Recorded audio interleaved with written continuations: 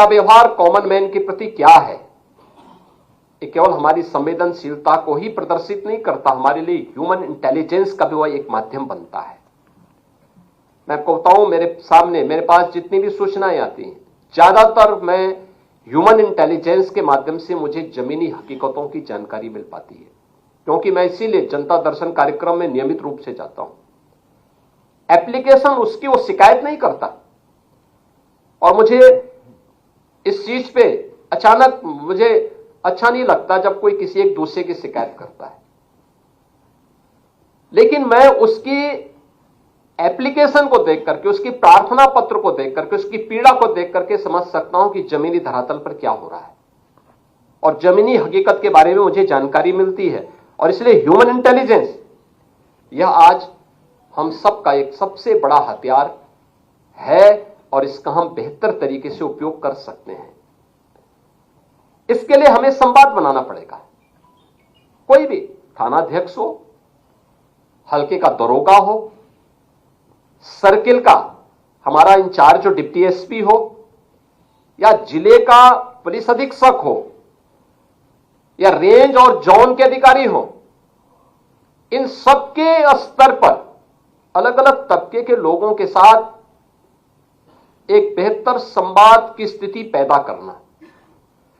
अक्सर होता क्या है, पर्व और त्योहार के दौरान हम पीस कमेटी की बैठक बुलाते हैं, शेष अन्य अवसरों पर हम इन सभी बातों को विस्मृत सा कर देते हैं, भूल से जाते हैं।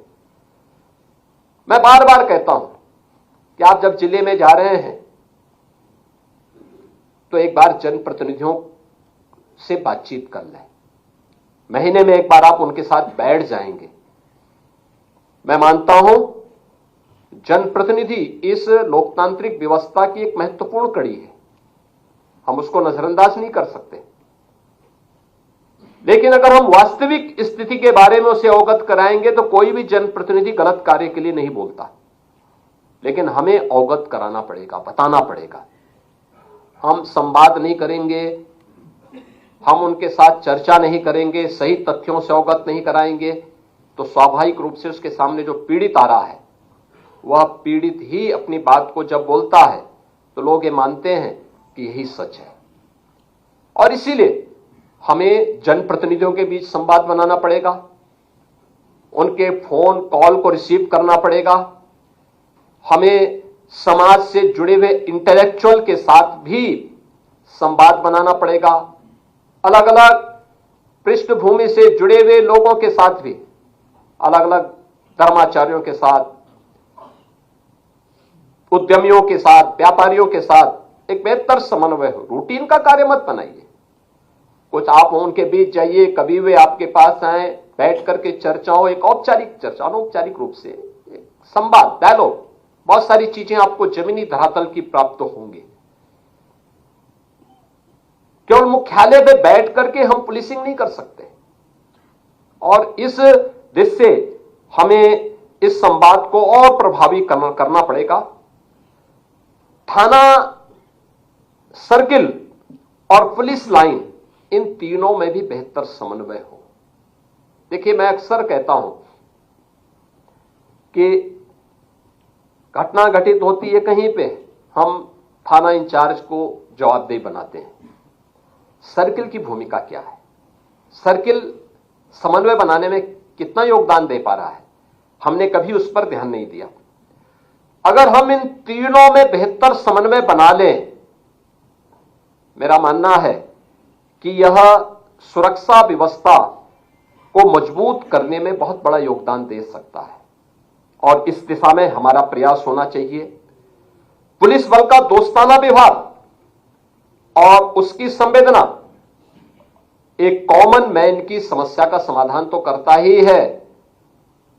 कॉमन मैन के मन में आपके प्रति एक बेहतर धारणा भी बनता है, और उसको बनाए रखने के लिए, देखिए मैं बार बार इस बात को कहता हूं, मेरे पास लोग आते हैं, अलग अलग तबके के लोगों से मैं मिलता हूं, बातचीत करता हूं, तो मैं बहुत सारी चीजों को इस बार रूप में देखता हूं। किसी अच्छे पुलिस अधिकारी का ट्रांसफर होता है या प्रमोशन होता है, उसके बाद जाता है, या टेन्योर, हमने प्रयास किया है कि पॉलिटिकल इंटरफेरेंस न्यूनतम रहे, लोकतांत्रिक व्यवस्था में एक चुनौतीपूर्ण कार्य है और न्यूनतम है। पिछले 9 वर्षों के अंदर आपने देखा होगा न्यूनतम इंटरफेरेंस, और न्यूनतम इंटरफेरेंस के साथ साथ आपको कार्य करने की जितनी स्वतंत्रता दी गई है कि आप परफॉर्म कर सकें, इसलिए कि जिससे बिना किसी हस्तक्षेप के, लेकिन हमारा भी कुछ दायित्व बनता है। और इस दायित्व के दौरान मैं देखता हूं जब किसी पुलिस अधिकारी के टेन्योर, उसमें हमने स्थिरता भी दी है प्रशासन को। आप देखें एवरेज एक पुलिस अधिकारी मिनिमम 2 वर्ष तक एक जिले के अंदर अपनी सेवा दे रहा है, रेंज में सेवा दे रहा है। कभी नहीं हुआ, मैं पिछले आंकड़े निकालता हूं, 3 महीने, 4 महीने, 1 महीने, कुछ ही दिनों के अंदर फिर वहां से ट्रांसफर हो जाता था। काम ही नहीं मिलता था। जब तक वो समझे, वहां की सामाजिक और भौगोलिक स्थिति को समझे, तब तक वहां से उसे बाहर का रास्ता दिखा दिया जाता था। क्या समझता? अव्यवस्था पैदा होती, लेकिन वह स्थिरता प्रशासन में दी गई, पुलिस में दी गई।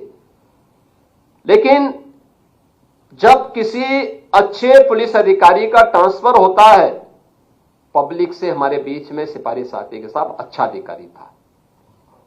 लेकिन जब कोई गलत व्यक्ति वहां से हटाया जाता है, पब्लिक हमें धन्यवाद देने के लिए आती कि साहब आपने हमारी इस बला को टाल दिया, इसने हमें जीना हराम कर दिया था, बहुत बेकार आदमी था, महाभ्रष्ट था।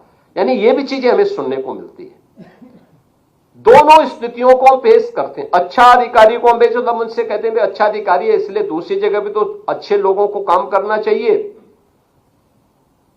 और एक व्यक्ति ने अच्छी न्यूज डाल दी है तो कुछ समय तक ये चलेगी, हम इसको मॉनिटर कर रहे हैं। अन्य जगहों पर भी अच्छा का लाभ मिलना चाहिए, और वह अच्छे का लाभ देने की दिशा में हम सबको प्रयास करना चाहिए कि हम अपने आचरण से, अपने व्यवहार से उसको और सुदृढ़ करें। 3 नए कानून लागू हुए हैं, हमने गत वर्ष जुलाई में लागू किए हैं। और याद रखना, ये तीनों जो नए कानून हैं, इनकी अवधारणा न्याय पर आधारित है, जिसमें भारतीय न्याय संहिता 2023, भारतीय नागरिक संहिता 2023 और भारतीय साक्ष्य संहिता 2023, इसके बारे में अधिक से अधिक जागरूकता पैदा करना।